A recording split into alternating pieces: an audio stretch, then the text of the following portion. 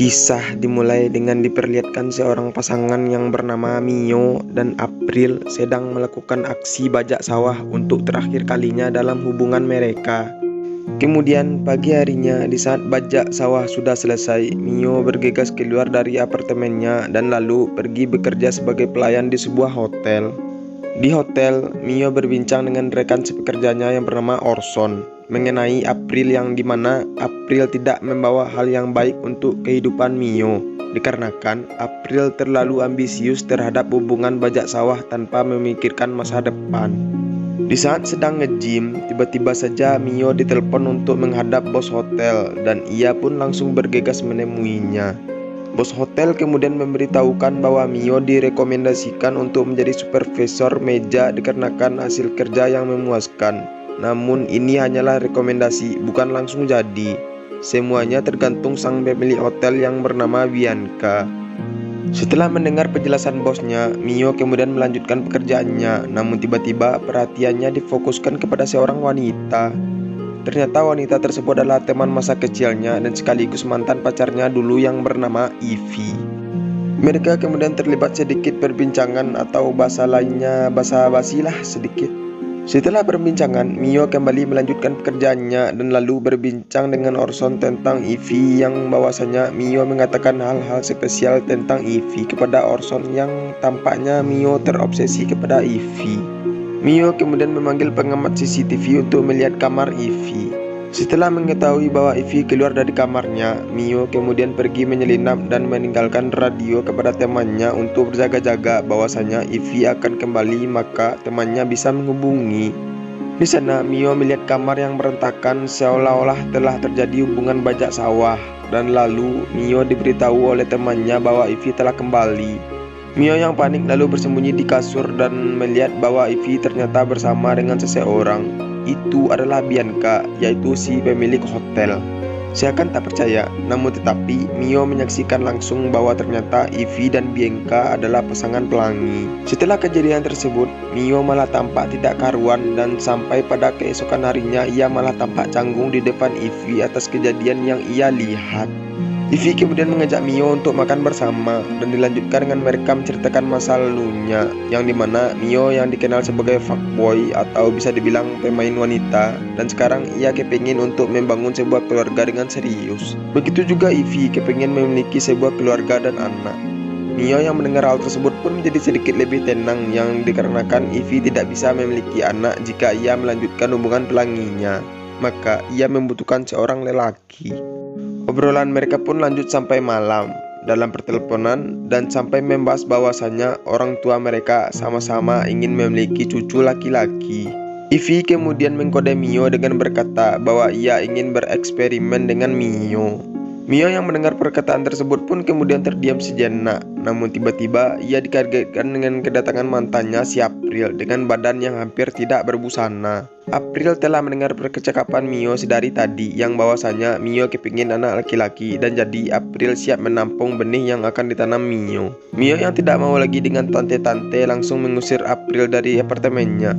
Kemudian pada pagi harinya, Mio terlihat ingin meminta maaf atas kejadian semalam, yang dimana mantan pacarnya tiba-tiba menyongsong masuk ke dalam apartemennya, yang hal tersebut tentu mengganggu percakapan mereka. Namun Ivy hanya mengangguk saja, dan lalu mereka membicarakan tentang hal serius berupa Mio yang akan jadikan supervisor, yang sehingga ia bisa mendapati gajinya yang akan naik dan ia bisa menabung untuk membangun sebuah keluarga.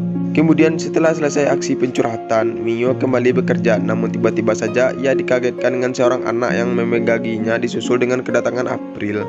April telah mengadopsi seorang anak laki-laki dikarenakan Mio menginginkan seorang anak laki-laki. Mio yang tidak habis fikri dengan tingkah April langsung mengusirnya dan berkata untuk tidak mengganggunya lagi karena kan ia tidak mau dengan spek tante-tante.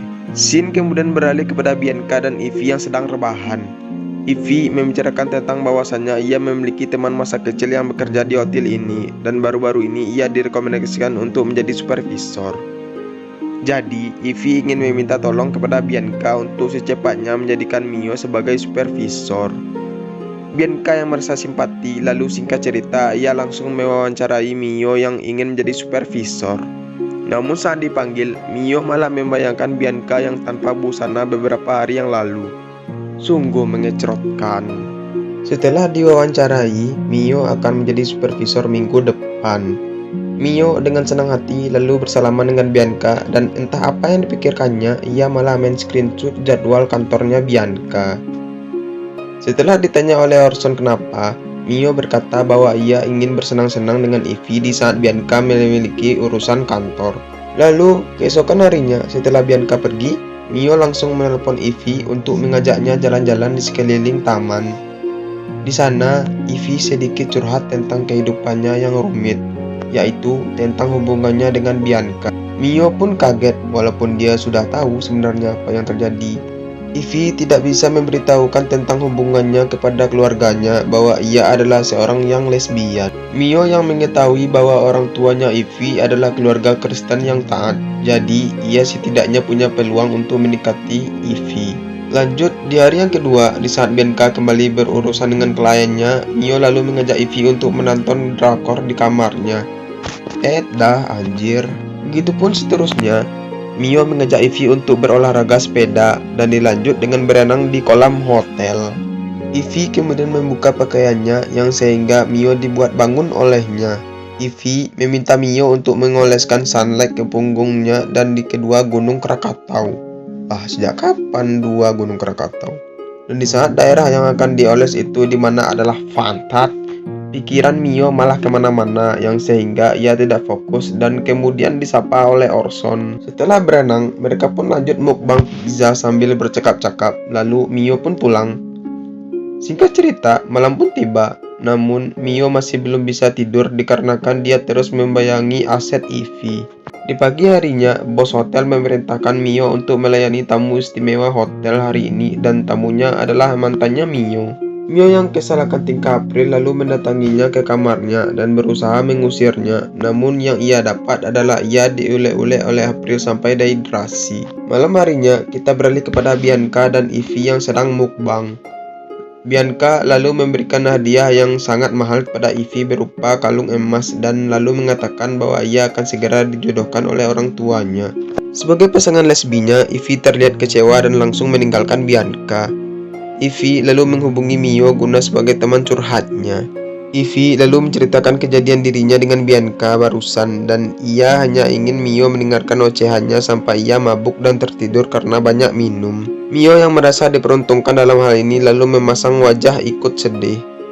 Mio lalu mengangkat Ivy ke dalam kamar dan membaringkannya di ranjang. Dan di saat Mio ingin keluar, Ivy memaksa Mio untuk tidur berdua dengan dirinya.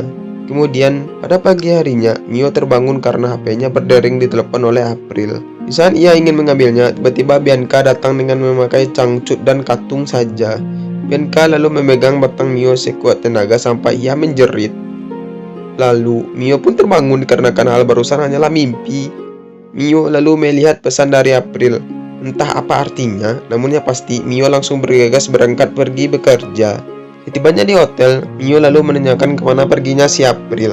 Dan Orson mengatakan bahwa April baru saja pergi ke apartemennya Mio. Mio lalu dikirimkan gambar oleh April bahwa ia sedang ketemuan dengan Ivy. Mio lalu mendatangi mereka berdua dan berusaha memperingati April jangan campuri urusan kehidupannya lagi. Namun April tetap bersikeras hati untuk mendapatkan Mio kembali. Dah si anjir. Singkat cerita, malam pun tiba dan Mio ditanyai oleh Ivy kenapa ia terlihat tidak menyukai Ivy. Mio menjelaskan bahwa ia merasa risih dan tidak nyaman dengan keberadaan April. Besoknya, di saat setelah nge-gym, Orson memberitahu Mio bahwa ada utusan Bianca yang bernama Brick yang selalu memata-matai Mio dengan Ivy. Mio yang mendengar hal tersebut seketika langsung ketar-ketir dan hal tersebut ditambah dengan bos memberitahu Mio bahwa Bianca ingin bertemu dengannya. Setelah menemui Bianca, Mio malah langsung diangkat menjadi supervisor dan besok ia tidak bekerja lagi sebagai pelayan. Mio lalu turun ke bawah dan dengan senang hati melanjutkan pekerjaannya untuk terakhir kalinya sebagai pelayan. Mio melihat April yang diusir dari hotel dikarenakan April membawa beberapa pria untuk mengoyak dirinya. Dikarenakan hotel tersebut bukan hotel loyo, maka si bos memerintahkan beberapa orang OB untuk mengusirnya keluar dari hotel. Pada malam harinya, Mio mengajak Ivy untuk berjalan-jalan santai untuk memeriahkan Mio yang telah naik jabatan. Mio lalu mengungkapkan perasaannya kepada Ivy bahwa ia ingin menikahi Ivy. Namun Ivy menganggap bahwa Mio bercanda saja. Mio hanya terdiam mendengar jawaban dari Ivy, lalu beralih kepada April yang didatangi Orson. Ternyata mereka berdua bersekongkol untuk menjauhi Mio dengan Ivy dikarenakan Orson dan April sama-sama mencintai Mio. Loh. Dan ternyata Orson adalah seseorang yang gay, cuy. Siapa di sini yang gay, cuy? Boleh komen di bawah ya. Lanjut ke tempat Mio dan Ivy setelah mendapat berita bahwa minggu depan Bianca akan melangsungkan pernikahan dengan orang yang dijodohkan oleh ayahnya yang bernama Mark. Ivy yang mendengar hal tersebut lalu terlihat sedih dan lalu mengajak Mio untuk membobok knalpotnya. Sungguh mengecewakan sekali kalau sedih minta diobok. Lalu keesokan paginya, Mio didatangi oleh Bianca untuk memberitahunya bahwa ia telah membatalkan pernikahannya dengan Mark dan ia ingin Ivy kembali kepadanya. Lalu di saat sudah menjadi supervisor, bos memberitahukan bahwa ada karyawan baru dan dia adalah perempuan. Mio lalu berkenalan dengan dirinya dan ia malah tampak menganga. Dan film pun tamat.